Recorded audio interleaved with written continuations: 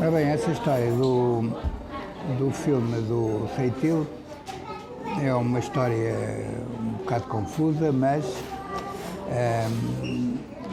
tudo começou porque eu, na altura, quando o Ceitil faz esse filme, eu estava na tropa, estava nos serviços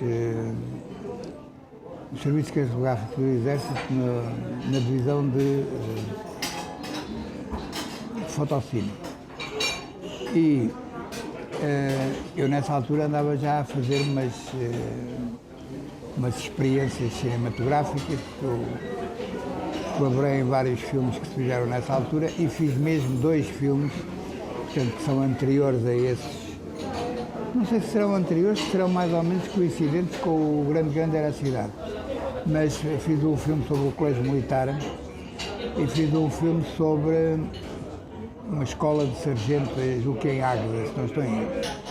Esse foi eu mesmo que fiz, não aparece assinado, aquilo aparece só como sendo uma obra da divisão fotocine dos serviços cartográficos, mas eu sei que fui eu que os fiz. E nessa altura eu continuava a escrever sobre cinema e uma das coisas que eu acompanhava também com alguma atenção era o chamado cinema amador, que havia naquela época e que tinham alguns realizadores com alguma graça.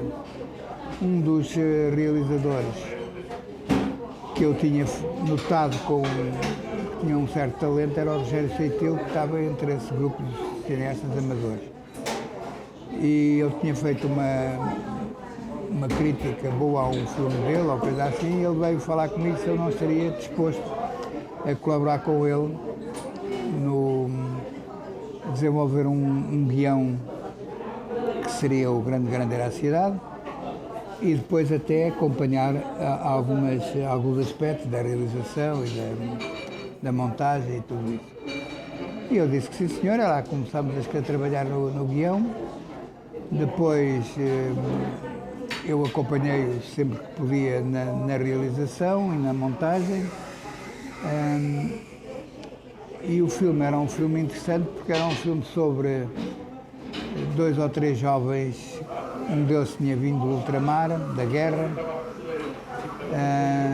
tinha uma namorada, simplesmente o problema era o problema de jovens relativamente pobres, não eram tipos populares, e digamos era o dia-a-dia deles numa grande cidade como Lisboa, naquela década de 70, isto foi no princípio da década de 70. E era uma década onde se sentia que já fervilhava qualquer coisa de... Eu lembro-me, por exemplo, uma das cenas que eu inventei para o filme, foi uma cena que eu sempre achei muito engraçada, que era o protagonista, o tal que tinha vindo do ultramar, que estava no Castelo de São Jorge e que se montava num daqueles canhões do Castelo de São Jorge e apontava para a cidade e fazia, até dar a ideia ainda da reminiscência da guerra e que ele trazia para a cidade de Lisboa e tal. O filme começou por ser assinado pelos dois, como sendo um filme de Lauro António e Rogério Ceitil, sem especificar muito bem o que é que cada um tinha feito, até porque havia tarefas muito sobrepostas, tínhamos feito praticamente tudo. Eu até fiz câmara, imaginem, com um dos meus colaboradores dos serviços cartográficos do Exército, que era o Sousa Martins. Tínhamos vindo filmar não sei o quê para o Exército, passámos pela rua da Escola Politécnica, que nós precisávamos de ter umas imagens ali, e eu e o Sousa Martins fizemos umas imagens ali para meter dentro do filme com a máquina dos serviços cartográficos. E coisas assim houve várias. Mas pronto, o filme veio cá o Jean Gilly, que era um crítico de cinema francês importante, estava a organizar uma semana de cinema português em La Rochelle e escolheu o filme para passar. O filme ainda estava na moviola, só ele viu ainda na moviola, não havia cópia, não havia ainda cópia síncrona nem nada, e ele escolheu o filme. E o filme acho que passou muito bem, porque eu julgo que o filme tem um lado muito... um bocadinho as lições do neorrealismo, tudo em cenários exteriores, atores não profissionais, havia uma certa liberdade, uma certa espontaneidade na forma de filmar. E o filme foi muito bem recebido em La Rochelle. O que eu sei é que quando eu não pude ir porque estava na tropa, e quando o Rogério Seitil regressa, diz que o filme é dele e que eu não tenho nada, tirou a legenda de que o filme era dos dois e não aparece. Eu não fiz grandes questões, aquilo deve ter havido ali intrigas de alguém no meio daquilo tudo. Não fiz grande questão, assim, senhora. Depois o filme passou no Festival de Santarém e foi proibido.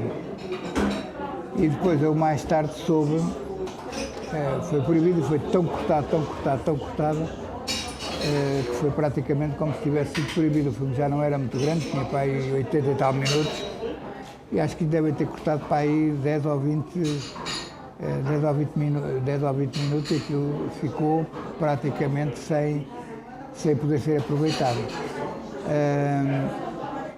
E nunca mais foi exibido. Mais tarde eu estive a fazer um livro sobre o cinema e a censura em Portugal, e fui ver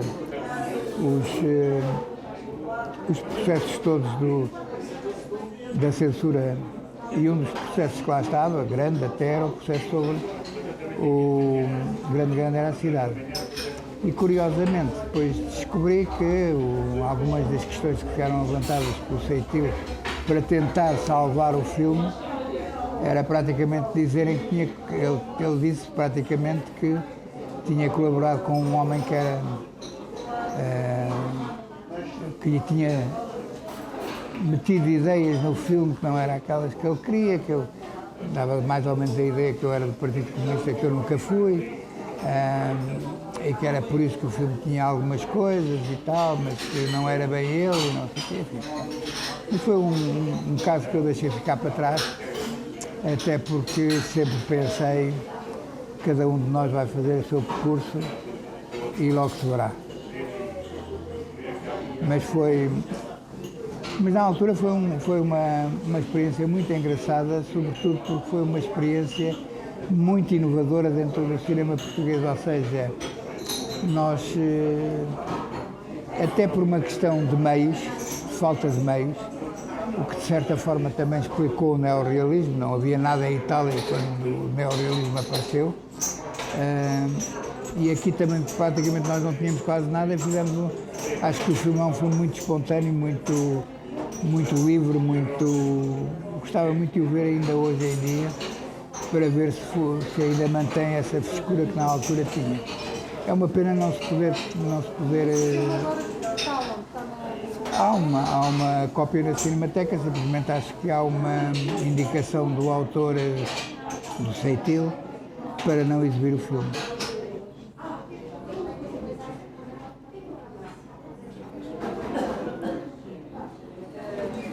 E o Seitil era o produtor, isso aí ele sempre foi o produtor sozinho.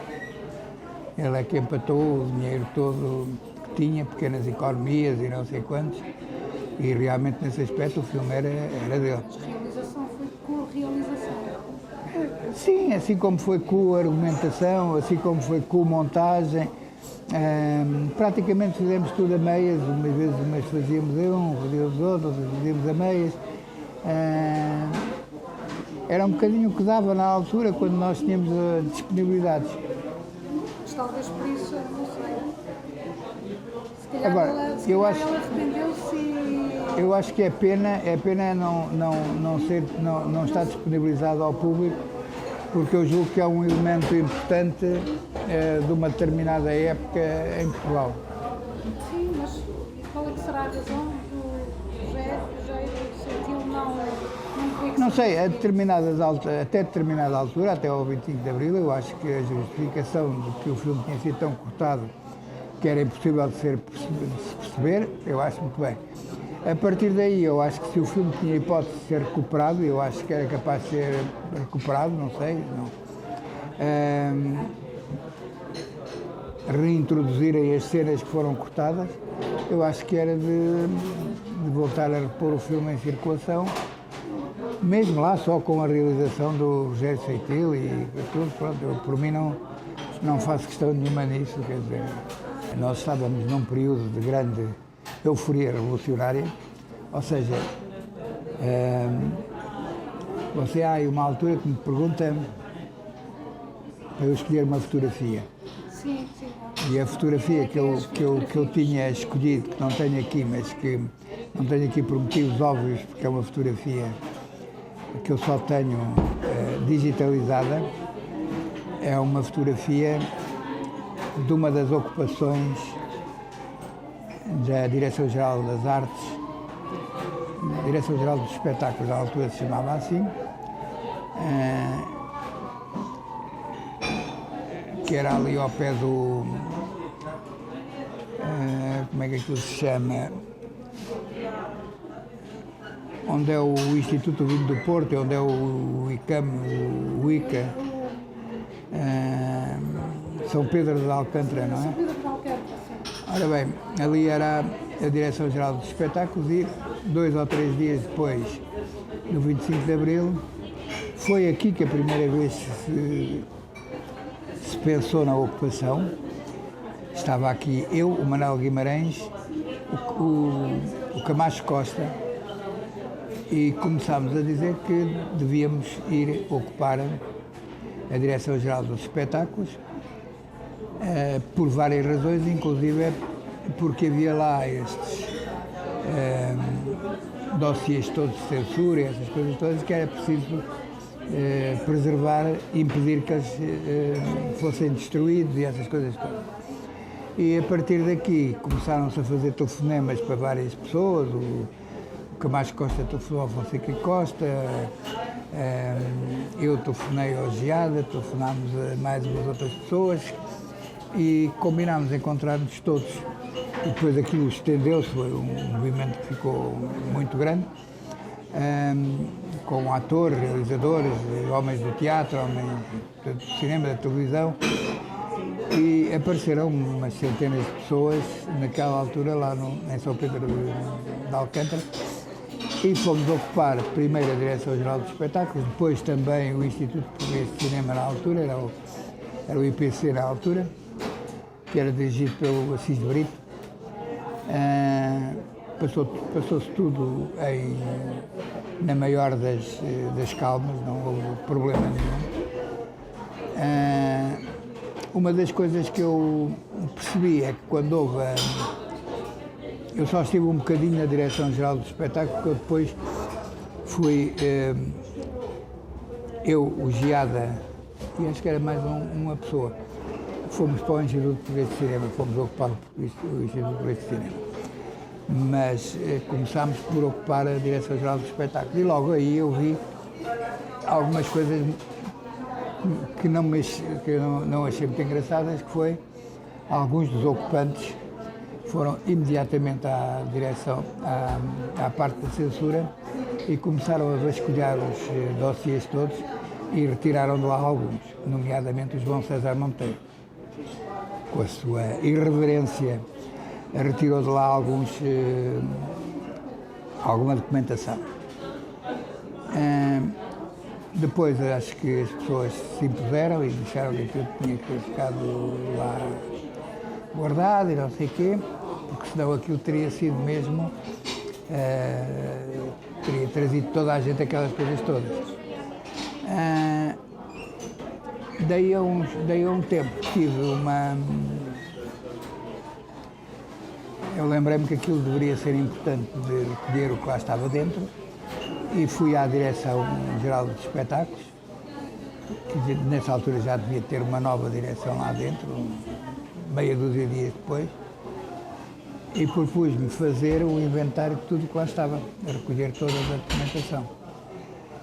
E fui lá eu e a minha irmã funcionou-me como auxiliar para estar a transcrever. Na altura não havia ainda estes telemóveis que a gente fotografa, não sei o quê. Foi tudo transcrito à mão, até porque eu próprio não achava bem que se tirassem os documentos de lá, portanto foi tudo presencial, foi tudo lá feito. Mas naquela altura tudo o que lá estava foi mais ou menos referenciado e veio tudo dentro do meu livro. Deveria haver mais algum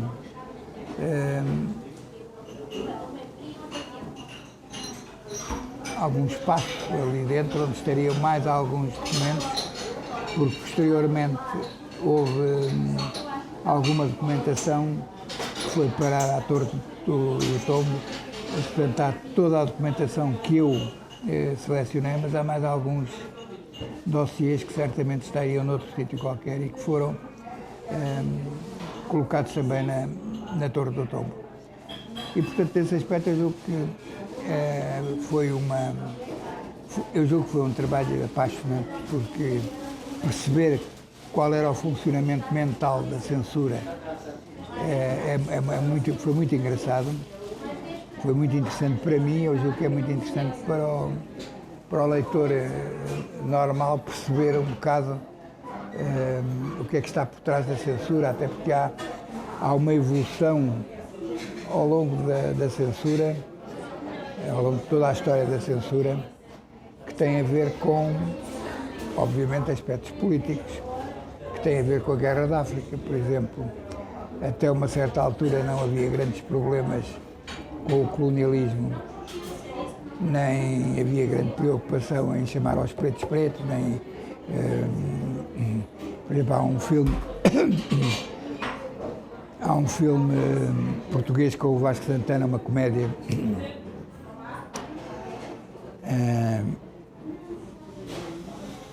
que eu acho muito interessante, porque é um documento em que se percebe como é que funcionaria o colonialismo português antes de ter problemas de consciência a partir da guerra.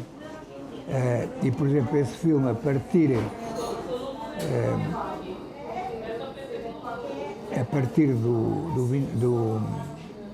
da Guerra da África, a partir de 61, mais ou menos, é um filme que praticamente foi esquecido em Portugal. Mas há outros elementos, por exemplo, durante muito tempo houve uma preocupação muito grande em problemas eróticos, sexo, referências a adultério, a isto, aquilo, era quase tudo proibido. A partir da altura da guerra, eu acho que os censores tiveram um dilema, que é: se nós continuamos a cortar tudo o que é sexo e erotismo e não sei o quê, e ao mesmo tempo tudo o que é guerra, tudo o que é colonialismo, tudo o que é qualquer coisa que tenha a ver com socialismo, ou com comunismo, ou com isto, ou com aquilo, quase não ficavam filmes, até porque os filmes cada vez mais começavam a ser mais liberais nessas temáticas. O resultado, eles, para apertar de um lado, tiveram que libertar um bocadinho o lado mais erótico e sexual. Houve aí uma certa liberalização que depois, sei lá, o Marcelo ainda, o tempo do Marcelo Caetano ainda se acentuou mais. Mas pouco, porque não... Foi só de pouca dura e também não houve assim nada de muito... Houve uma tentativa, mas depois foi logo mais ou menos sufocada. Finalmente, em 1978, realiza Manhã Submersa, a sua longa-metragem mais icónica da sua carreira. A par do filme, temos também a série Manhã Submersa, realizada em 5 episódios para a televisão, e por fim, neste mesmo ano de 78, fez um documentário chamado Virgílio Ferreira, numa Manhã Submersa. Pode-me falar destas 3 obras? Porque eu não sabia da existência de Manhã Submersa, sim, e vi, por acaso também gostei muito deste, também me marcou muito este livro, li quando era adolescente, mas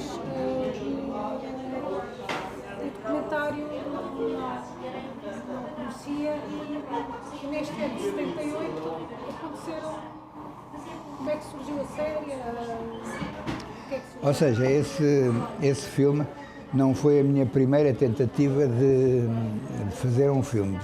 Antes disso, eu julgo que tive 2 tentativas.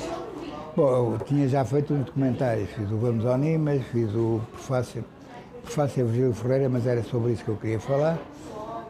Mas antes disso eu tinha feito 2 tentativas para fazer uma longa-metragem. Um era uma tentativa ainda numa linha um pouco neorrealista, que era o Diário de uma Mulher a Dias, mais ou menos, e tinha a ver com uma senhora que era a nossa empregada aqui, que era uma cabo-verdiana,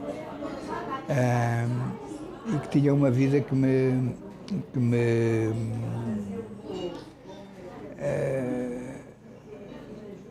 eu achava mais ou menos terrível, porque ela vivia na outra banda. Ela durante muito tempo viveu em nossa casa, mas depois casou, foi viver para a outra banda, vinha todos os dias para cá, ia para lá, trabalhava, tinha filhos, tinha não sei o quê, e era um bocado acompanhar esse tipo de vida dessa senhora. Não era para ser interpretado por ela, mas era, digamos, o filme era um bocado inspirado, ficcionado em função disso.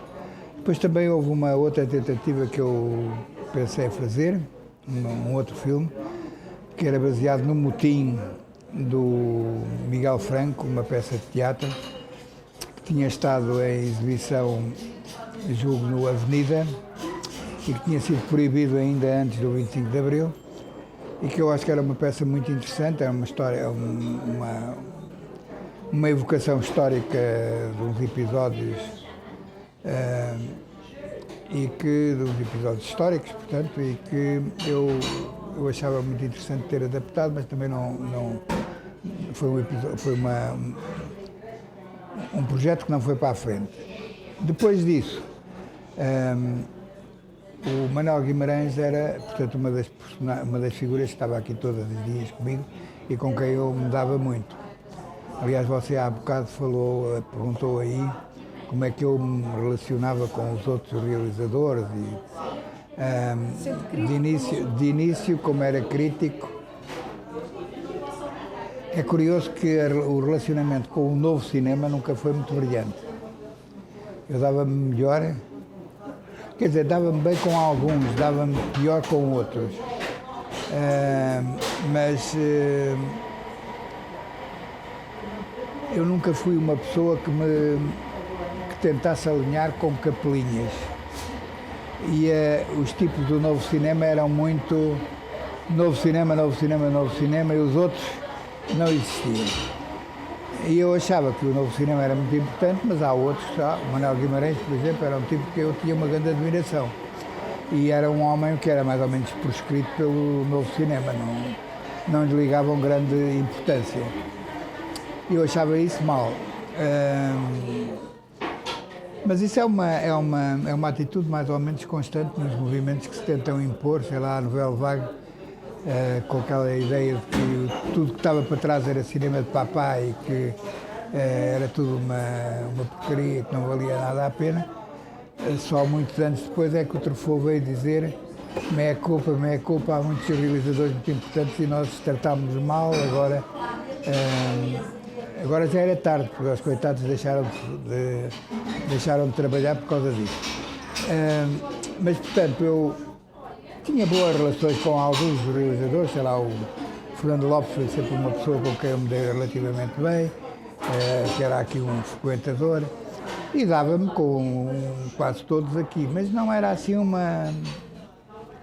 dar muito bem, havia sempre assim eles tinham um bocado uma certa suspeição em relação a mim. Por outro lado, dava-me muito bem com o Manuel Guimarães. Se calhar a suspeição deles também devia ser, eu era uma pessoa muito aguerrida naquela altura, a escrever e não sei o quê, próprio da idade. Depois a gente, com o andar dos anos, talvez amacie um bocadinho essa atitude, talvez porque compreendamos uma série de questões que antes não se compreendiam tão bem, mas talvez por isso eles me associassem, porque eu estava nos cineclubes, andava muito com o Manuel Guimarães, e o Manuel Guimarães era do PC. Eles talvez achassem que eu também era do PC, e aquilo ali havia muitas pessoas que não eram do PC, eram mais de extrema esquerda do que propriamente, sei lá, o Seixas era mais ligado à extrema esquerda, o próprio João César Monteiro era PC, mas não gostava nada dos PCs, era uma coisa estranha, e os outros também não eram, e como havia uma tentativa de ligar as pessoas que escreviam ou que tomavam atitudes um bocado ao PC, desde que fossem contra a situação. Aliás, há um episódio engraçado que eu há bocado não contei, mas eu, depois de ter sido contratado pelo Luís Silva para ir para o Apolo 70, eu ia muito à Praça da Alegria, onde era a sede da Luz ao Mundo, falar com ele em relação às programações, os filmes que eu podia, alguns que a gente tentava comprar, outros que eu ia escolher das próprias listas da Luz ao Mundo, de filmes brasileiros, de filmes americanos ou de outros filmes de outra proveniência que eles lá tinham, que eu escolhia para o Apolo 70. E uma tarde estava lá a falar com ele e ele recebeu um telefonema, uma tarde relativamente próxima da inauguração do Apolo 70, um mês ou dois, ou coisa assim. E eu estava, e o Luís Silva atendeu um telefonema, disse, desculpa, atendeu o telefonema, e eu percebi que o telefonema tinha alguma coisa a ver comigo. Não, ele não tem atividades nenhumas dessas aqui, não sei o quê e tal, está aqui como crítico de cinema, não sei quando. Bom, ele pôs o telefone e depois disse, olha, era o secretário de Estado da Informação, que era Moreira Batista, na altura, que me estava a telefonar a dizer, então você agora contratou um comunista para dirigir um cinema? E eu tive de dizer, não, que você não é nada comunista e que aqui não tem atividades nenhumas, nem comunistas, nem políticas, nem nada, que está aqui pura e simplesmente a escrever, a funcionar como crítico de cinema e a escolher bons filmes, e que escolhe filmes de todo o género e que, portanto, não tem tido aqui atividade nenhuma desse género, mas ele queria mais ou menos que eu o pudesse na rua. Portanto, as questões eram a este nível. E, efetivamente, eu nunca fui do Partido Comunista. Nem nunca poderia ter sido, porque uma das questões que o Partido Comunista propunha era a ditadura do proletariado, e eu, ditaduras, não, muito obrigado, já tinha a minha dose, já não precisava de mais. Portanto, eu dava muito com o Manuel Guimarães. O Manuel Guimarães começou a fazer um filme sobre um romance do Virgílio Ferreira, que era O Cântico Final, e um fim de semana, ele convidou, foi uma noite aqui, mas convidou-me para um fim de semana ir assistir às filmagens na Serra da Estrela. E eu fui com a Eduarda, numa altura em que ele também tinha dito ao Virgílio Ferreira para lá estar. E eu fui assistir a essas filmagens. Depois, aliás, as primeiras filmagens que assisti foram noturnas, realmente, com o Rui de Carvalho. E posteriormente eu comecei a dar muito com o Virgílio Ferreira e propus ao Manuel Guimarães, quando ele fosse estrear o filme, eu fazer um documentário que fosse uma introdução à obra do Virgílio Ferreira, que era prefácio do Virgílio Ferreira,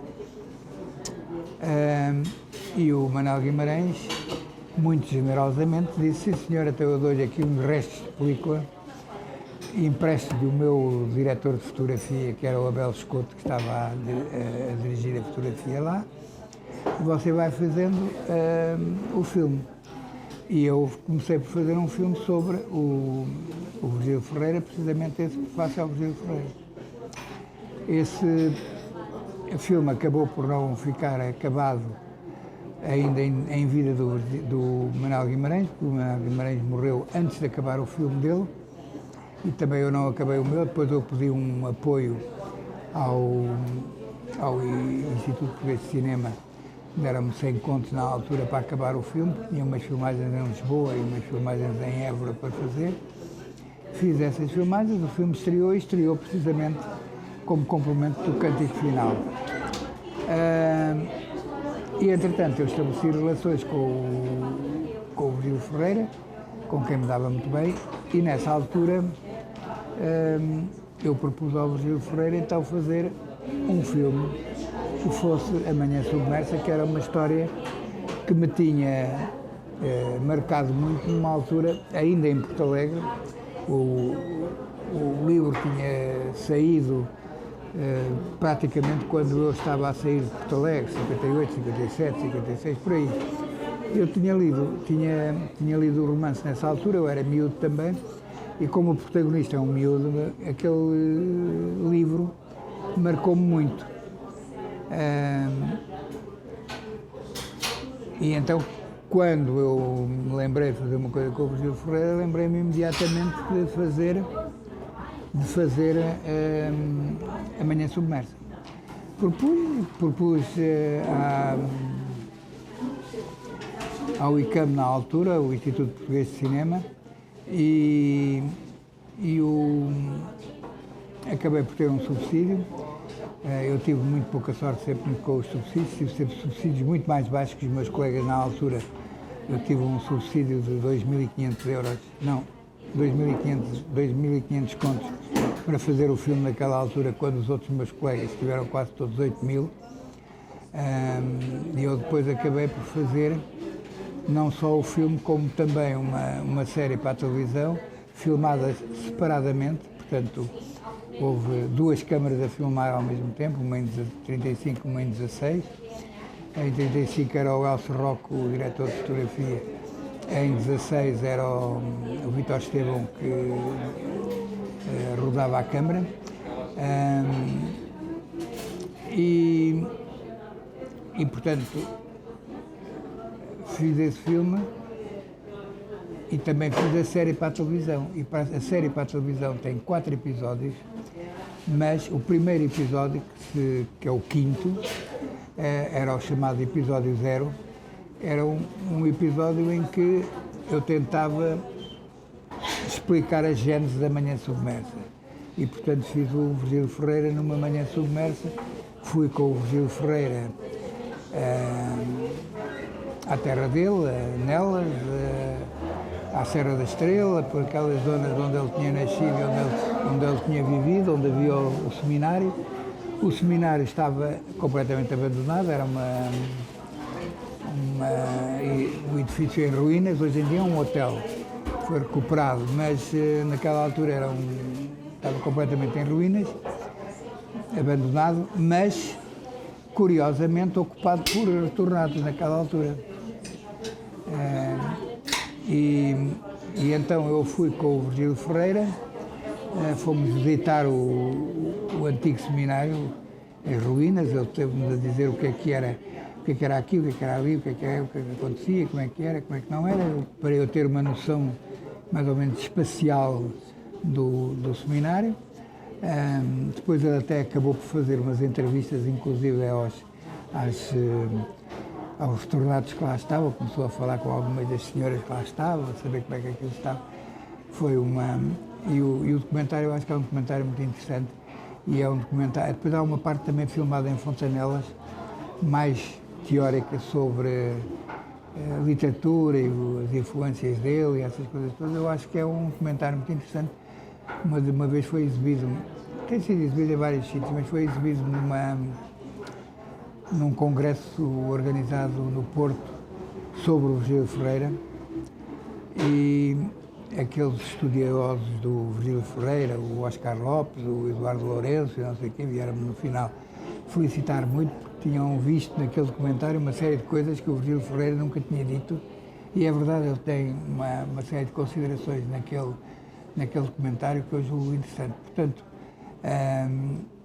em relação ao Virgílio Ferreira, eu tenho, além da Manhã Submersa em cinema e televisão, tenho o documentário que faço ao Virgílio Ferreira, tenho o Virgílio Ferreira numa manhã submersa e ainda fiz nas Histórias de Mulheres, um dos episódios é a Mães de Novembro, que é retirado de um conto também do Virgílio Ferreira.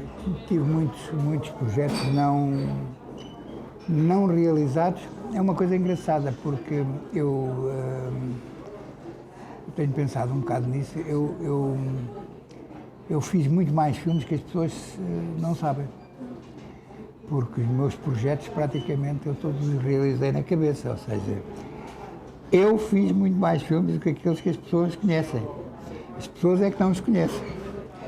Mas eu tenho os planos, inclusive, até na cabeça. Quer dizer, sei praticamente como alguns filmes iriam decorrer.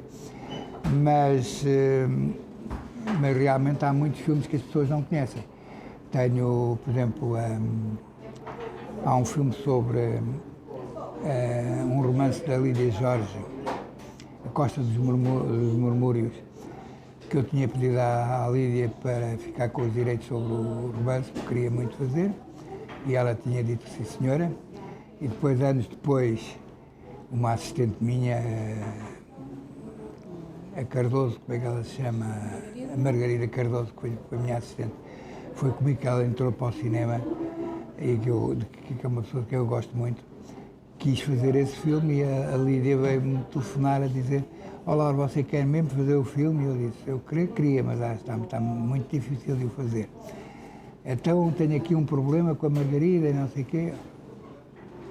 A Margarida que faça, que ainda por cima deve fazer uma boa coisa. Eu até gosto bastante do filme. Não é o meu filme, é um filme diferente, obviamente, mas gostei bastante do filme, mas era um projeto, um dos que eu tinha. O outro era um romance da Teolinda Gerção, que eu também gosto muito, que é A Casa do Cabeça de Cavalo, que é uma história numa casa senhorial do Norte, e que eu julgo que podia ser um filme muito bonito também. Depois tinha uma curta-metragem que eu quis fazer com a Eunice Munhoz, também cheguei a contratar, a falar com ela, que era retrato de senhora com flores ao fundo, e que era inspirada na morte do Virgílio Ferreira, porque nós soubemos que a mulher do Virgílio Ferreira, a Regina, o Virgílio morreu durante a noite e ela não disse nada a ninguém durante a noite. Preparou tudo, mandou vir umas flores, não sei o quê, tinha o marido morreu na sala, ela tinha-o posto sozinha, ela era mínima, pequenina e não sei o quê. Tinha-o posto na cama, preparado, não sei o quê, e só de manhã é que telefonou ao filho e me telefonou a mim a dizer que o Virgílio Ferreira tinha morrido. E era mais ou menos essa história, uma história de uma senhora que morre o marido subitamente, assim, com um ataque de coração, não sei o quê, e ela resolve prepará-lo para ele receber as outras pessoas e não incomodar ninguém. Como você sabe, nunca me dei assim particularmente bem com os jovens cineastas portugueses, tirando 2 ou 3, e eu soube que alguns desses realizadores, uma vez reunidos, quem me contou foi o Mário Dorminski, do Fantástico Porto, e a Beatriz Pacheco Pereira, que é a mulher dele, que acho que estavam a assistir a uma reunião dessas pessoas, e que eles disseram: o Lauro António nunca mais vai filmar, depois da Manhã Submersa. E realmente fizeram uma vida negra, quer dizer, houve coisas absolutamente inacreditáveis, e eu deixei praticamente de colocar filmes a concurso, porque já sabia o que é que ia acontecer. Houve um filme meu, e depois eram sempre, por exemplo, houve um filme meu que teve um subsídio, que foi A Flor Bela, a seguir à Manhã Submersa. Era impossível não me darem um subsídio, deram-me um subsídio para fazer a vida da Flor Bela Espanca, mas deram-me um subsídio numa altura em que estavam todos a ter para aí 50 mil contos ou coisa assim, deram-me 20 mil, era impossível um filme de época assim. Eu ainda tentei tentar coproduções ou com a Espanha ou com o Brasil, mas as hipóteses também eram horrorosas. Com a Espanha apareceu-me um coprodutor que, sim senhora, estava muito interessado em fazer apareceu um produtor, estava muito interessado em fazer uma coprodução, desde que aquela fosse a vida de uma poetisa ninfomaníaca. E ele disse, bem, não é bem assim, não é bem essa a minha ideia. E, entretanto, também havia um brasileiro que estava muito interessado em fazer o filme, desde que a atriz fosse brasileira. E eu disse, não, já tenho escolhido a atriz na altura, de onde não é uma atriz brasileira que vai fazer, até porque não acho muito bem que uma atriz brasileira vá fazer um filme sobre a Flor Bela, de onde também não foi por esse lado. E depois desisti do filme, não levantei nunca nada em relação ao filme. E, portanto, por exemplo, eu uma vez coloquei um filme a concurso com uma série de... Portanto, como é que eu ia dizer? As pessoas que estavam lá em inspecionar os projetos, e eu soube que na votação final eu tinha 9, o máximo eram 10, e eu tinha 9 e 10 de 5 ou 6 jurados, e houve um jurado que pôs um 0. E com o 0, eu, em vez de ficar entre os 3 primeiros, fiquei em quarto. E, portanto, já não tive o subsídio.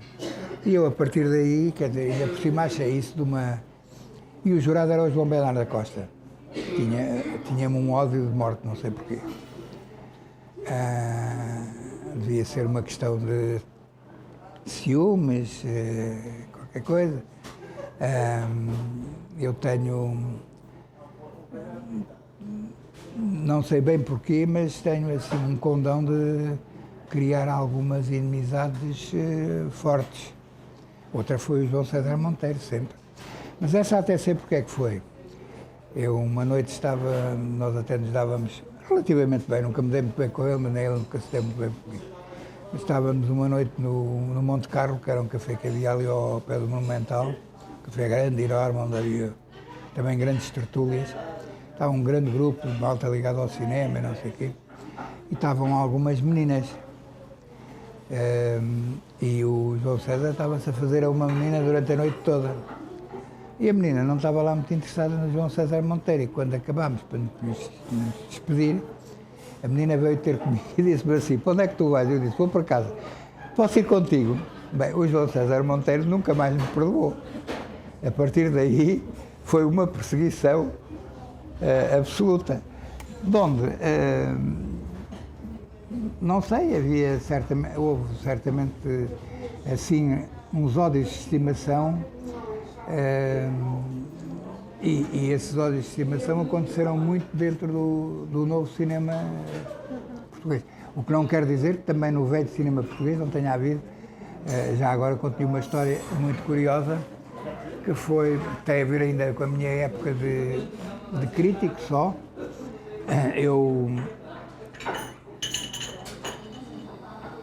Eu acho que devo ter feito umas críticas não muito agradáveis em relação a 2 ou 3 filmes portugueses numa determinada época. Um deles era um homem que tinha saído do cinema amador, que era o Francisco Saffeldt, tinha feito alguns filmes interessantes, enquanto cineasta amador. E depois fez um filme chamado Os Aviões na Agricultura, já quase como profissional, e foi um filme que eu não gostei nada e disse. Era um daqueles filmes em que ele tinha comprado uma lente nova, uma lente daquelas facetadas, que permitia fazer vários aviões ao mesmo tempo, e ele resolveu fazer um filme em que eram aviões por tudo que era sítio portanto, assim, eu disse que aquilo que era um novo riquismo, que ele queria mostrar que tinha uma lente nova, não sei o quê, e que tinha prejudicado o filme por causa disso. E por outro lado, tinha havido um senhor que tinha feito um senhor do velho cinema português também, o Henrique Campos, que tinha feito nessa altura um filme chamado Os Touros da Mary Foster, e que era um filme que eu tinha achado horroroso, também tinha feito uma crítica assim de alto a baixo. E eles os dois pegaram-se em relação a mim. Um deles soube depois, através dos... eu nunca fui lá a vasculhar isso, mas há amigos meus que foram lá, disseram-me que nos arquivos da PIT está que eu fui indiciado como sendo um perigoso comunista com manifestos e não sei o que em casa, e então tive a PID em minha casa uma noite, um dia de manhã logo. Curiosamente foi um dia, eu que me levanto sempre tarde, quando posso, naquele dia não me podia, tinha que me levantar às 7 da manhã para ir filmar no Colégio Militar, o tal filme dos serviços cartográficos. A PID entrou lá em casa, estava lá a minha mulher, ainda não éramos casados sequer a essa altura, e então à força queria que eu estivesse lá, porque eu nunca me levantava antes das 11, meio-dia, porque nos serviços cartográficos só entrávamos às 2. Resultado, eu só me levantava meio-dia, 1, almoçava e ia correr para os serviços cartográficos. Naquele dia tinha-me levantado às 7 da manhã ou antes para ir fazer a alvorada dos putos, contra o parecer do diretor do colégio, que me tinha dito: você venha aí à tarde, a gente mete-os todos outra vez na cama e eles levantam-se. Eu disse: não, isso não tem credibilidade, eles não estão com os olhos todos ramelados e não sei o quê, não, a gente vem aí às 7 da manhã. Pronto, eu lá apareci às 7 da manhã, safei-me da PID. A PID apareceu à minha casa, esteve o dia inteiro lá em casa a tentar ver a minha biblioteca toda e a ver se tinha lá alguma. Não encontraram nada. Às 5 da tarde ou às 6 da tarde, ou o que é que foi, telefonaram, segundo o que a minha mulher me contou, telefonaram para o chefe a dizer: a gente não sai nunca mais daqui, que isto aqui é uma biblioteca que nunca mais acaba. Então venham-se embora com o que já tem, lá me levaram uma quantidade de livros, foram-se embora. Entretanto, a minha mulher tinha-me telefonado para o Colégio Militar e ela tinha-me dito: olha, está aqui a PID, e eu disse: eu vou já para aí. Ela dizia: pois, não podes vir, não é? Não pode, pois, estás a filmar, eu compreendo, não podes vir. E eu dizia: eu vou já. Não é, pois, está bem. Então eu percebi que ela não queria que eu fosse, e então disse ao diretor do Colégio Militar, e o diretor do Colégio Militar informou as autoridades competentes dos serviços cartográficos, e o Batista Rosas, eu depois falei com ele, e ele disse: não, você não é preso por ninguém a não ser aqui dentro dos serviços cartográficos e por um oficial superior à sua patente. Eu, na altura, era alferes miliciano ou qualquer coisa assim. Então fui para os serviços cartográficos e não apareceu ninguém. Acho que eles nem sequer sabiam que eu era militar na altura. O que, apesar de tudo, para uma polícia política não era muito simpático. Mas, portanto, essa história da delação, de que eu tinha panfletos em casa e não sei o quê, foi uma maldadezinha que o Safeld me fez, mas que me fez outra. Meteu-me em tribunal por eu fazer uma crítica contra. Resultado, isso aí tem uma graça dupla, porque o julgamento estava marcado para o dia 25 de abril de 1974. Resultado, eu não fui ao julgamento, ninguém foi ao julgamento naquele dia, porque era impossível ir, e 2 dias depois o Safeld perdoou-me, foi lá dizer: eu perdoo, retiro a queixa. Eu tinha uma bateria, nessa altura até a malta do Cinema Novo tinha, aqueles que eram mais chegados a mim, mas sei lá, por exemplo, tinha o Fernando Lopes, tinha o António da Cunha Teles, tinha o